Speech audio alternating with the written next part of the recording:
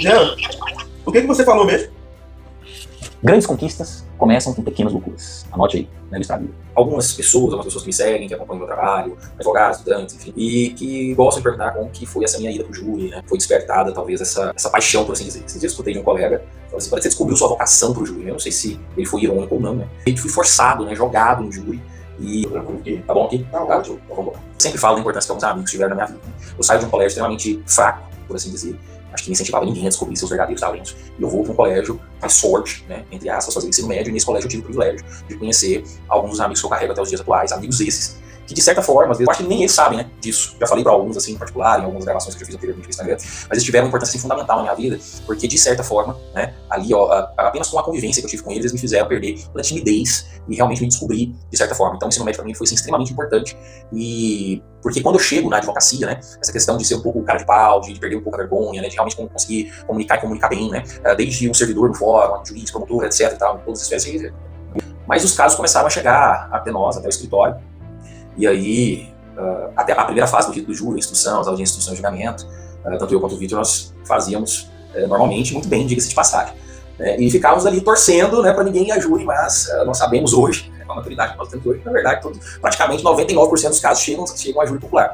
E aí as primeiras sessões plenárias começaram a ser marcadas, né? E como é que nós vamos fazer isso aqui, né? Sem prática, sem experiência, né? Sem coragem, com talvez muita vergonha, né?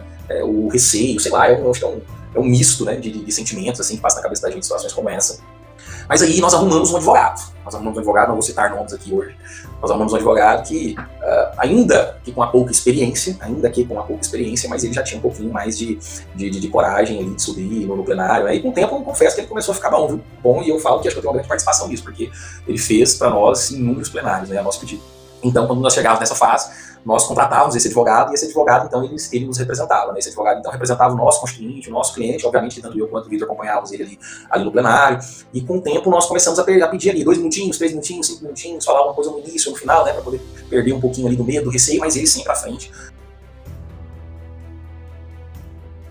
Eu chego na casa de prisão provisória, aquele complexo prisional de Presídio de Goiânia, me borrando todo, né, de medo, receio, vergonha na casa de prisão provisória.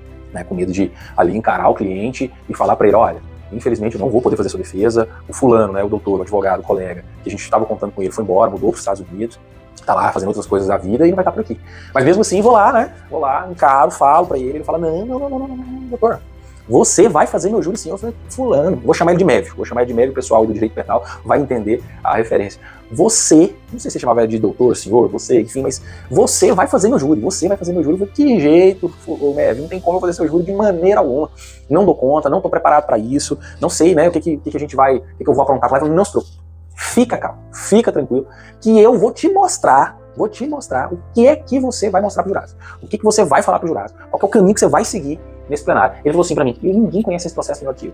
Eu conheço da primeira linha à última linha desse processo. Eu sou inocente, eu acredito, eu via isso nele, assim, a fé que realmente ele tinha de ser absolvido, porque eu acredito que realmente, né, hoje olhando pra trás, que ele era inocente realmente de tudo, a tese era negativa de autoria, ele falava isso com uma certeza tão grande. Ele falou assim, olha, aqui não tem segredo, eu sou inocente, mostrar pros jurados, né? E ali naquele dia mesmo, ele já me passa algumas situações, já me dá alguns nortes, depois nos dias que se seguiram, eu volto lá na casa de prisão provisória, eu volto lá na CPP com o processo completo, ele começa a esmiuçar comigo e tirar as partes que eu deveria mostrar para o jurado. Nessa época eu mexi com infográficos, questões, então eu fui lá e fotocopiei todas essas partes, né? E na hora que chegou na minha fala da defesa, eu fui passando para os jurados, né? Levei uma cópia para cada um deles, para eles verem, né, qual era a nossa perspectiva dentro do processo. Eu sei que ao final, 4-0, né, eu finalmente, depois de muito tempo, experimento qual que era a sensação realmente de ganhar um júri, né. Claro que assim, que as coisas não foram tão diretas, assim, tão retas, né, por assim dizer. Teve alguns casos que eu tinha ainda aqueles resquícios de vergonha, de insegurança, e casos um tanto quanto mais complicados, e que eu precisava de ter alguém mais experiente do que eu ao meu lado, mas talvez essa palavra experiente era muito forte, mas eu precisava ter alguém ao meu lado, certo? Que pensasse junto comigo pra gente tentar, de alguma forma, entregar uma boa defesa, né? E aí, nesse caminho, até pouco tempo atrás, eu não posso deixar de ressaltar algumas parcerias que eu fiz, que para mim foram importantíssimas. A primeira delas é o Dr. Caio Mendes, que é um grandíssimo amigo, fera do júri, né, que foi meu parceiro por algum tempo.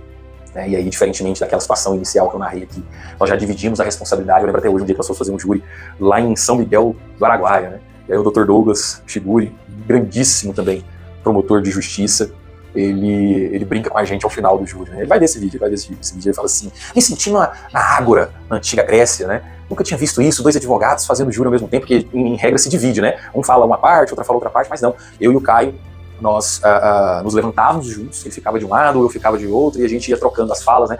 Com o tempo, o entrosamento era tão grande que eu já sabia o que ele ia falar, eu já complementava do lado de cá, já sabia qual era o time dele, já sabia qual era o meu time, e a gente começava ali, a gente tinha ali essa jogada entre nós, que a gente conseguia, de fato, fazer um bom plenário, né? E eu já perdi as contas, né, de quantas vezes aí nós absolvemos pessoas, né, no plenário.